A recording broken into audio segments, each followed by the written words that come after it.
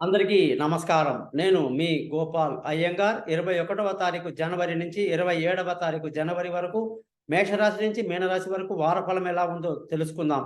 ముందుగా ఈ వారం గ్రహస్థితులు ఎలా ఉన్నాయి, అలాగే మిగతా విశేషాలు తెలుసుకుందాం. ఆ తర్వాత 12 రాశులకి ఫలితాలు ఎలా ఉందో తెలుసుకుందాం.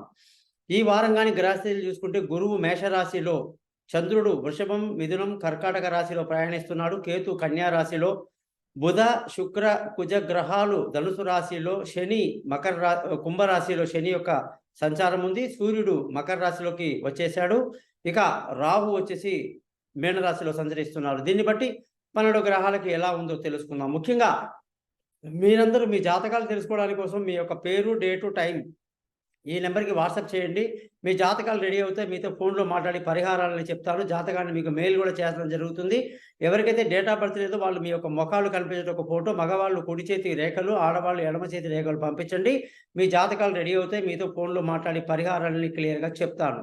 ఇకపోతే మీరందరూ కూడా ఈ యూట్యూబ్ ఛానెల్‌ని సబ్స్క్రైబ్ చేస్తారని, నా పేజ్‌ని లైక్ చేస్తారని ఆశిస్తూ, కన్యా రాశి వాళ్ళకి 21వ తారీఖు జనవరి నుంచి 27వ తారీఖు జనవరి వరకు గాని చూసుకుంటే, 4వ స్థానంలో అంటే ధనుసు రాశిలో 3 గ్రహాలు చేరడం జరిగింది. అంటే అది బుధ, శుక్ర, కుజ 3 బలమైన గ్రహాలే కదా!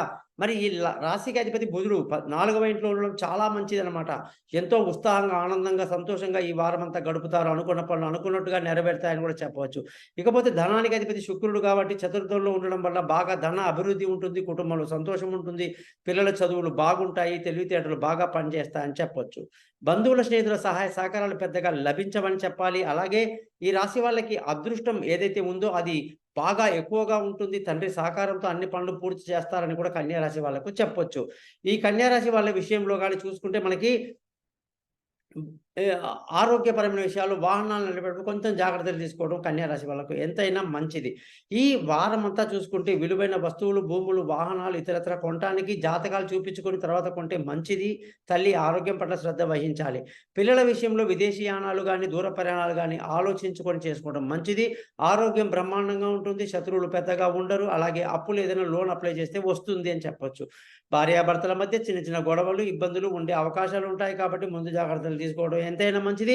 ఉద్యోగస్తులందరికీ కూడా ఈ రాశి వాళ్ళలో ఉద్యోగంలో ప్రమోషన్‌లు, ఇంక్రిమెంట్‌లు, పై అధికారుల ప్రశంసలు లాంటివన్నీ అద్భుతంగా ఉన్నాయని చెప్పొచ్చు.